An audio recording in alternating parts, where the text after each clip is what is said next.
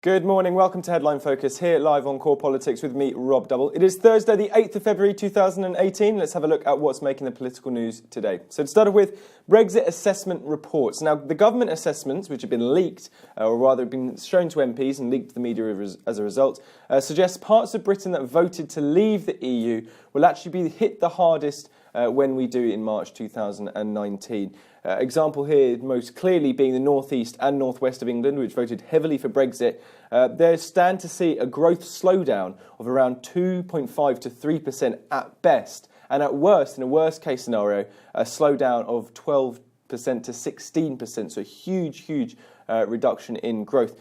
That's the key thing to know about these reports, though. It is not saying that the UK or parts of the UK will go into recession. It is simply saying that the growth of the economy will slow down by those percentages. So that's a key detail to remember from these reports. The government has also noted in terms of these reports and these assessments that it does not include an assessment on their preferred type of Brexit, which is, of course, this bespoke trade deal with the EU. So if the government's position actually comes to fruition and we do get a trade deal with the EU, these predictions are going to be completely null and void because a trade deal was not factored in to these predictions. Also, it's a 15-year economic prediction. 15-year economic predictions are pretty hard to accurately predict as well. So that's several things to bear in mind, but politically a significant story nonetheless. Next up, what's going to be hitting most of the country, in fact pretty much all of the country, council tax rises. Now, council tax is set to rise in 95% of authorities in the UK, according to 2018 State of Local Government Finance Research.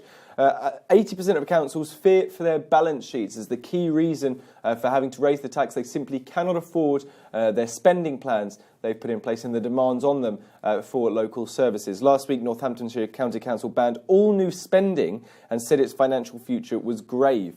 Social care amongst this research was found to be the greatest long-term pressure on local councils, something which I don't think would be a surprise to many people, given previous headlines we've covered before. The second element to this, though, is that 93% of all councils that responded to this survey said that there will be rising service fees as well. Now, what do we mean by service fees? It's local authorities overseeing charges for parking, burials, planning, these kind of services. They're set to rise as well for people. In order, again, just to make ends meet and make their spending plans work. So expect that coming down the road in the very near future and the political problem there with local council spending. Finally, one more story comes from over in Europe. The German coalition has finally been formed. Angela Merkel's CDU-CSU Conservative bloc has gone into the grand coalition with the SPD. So just to give this a bit of UK context, this would effectively be like the Conservative Party and the Labour Party going into a coalition together.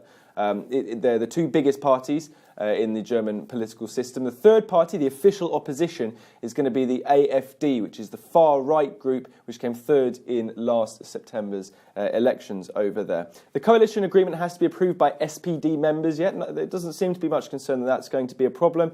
That seems to going to get through relatively quickly. And it does mean now that Chancellor Merkel is able to focus away from the domestic troubles of having to be part of a caretaker government with no stable future to now being able to perhaps engage more in international and regional problems, particularly the Brexit negotiations. So perhaps expect to see Merkel and May meeting again sometime in the near future. Interestingly, though, with the SPD in particular, Martin Schulz, their leader, just after the election in September, said there would be no circumstances, there would be no consideration of any kind of grand coalition with Angela Merkel's party again. And yet here we are. The SPD are back in grand coalition with Angela Merkel. So just goes to show politics isn't always about taking the top line seriously. That's pretty much it for today. You're up to date. Don't forget you can find all the latest on what we're doing here on Core Politics on our Facebook page and Twitter right here. But from me and all the team here at Core London, have a fantastic start to your day.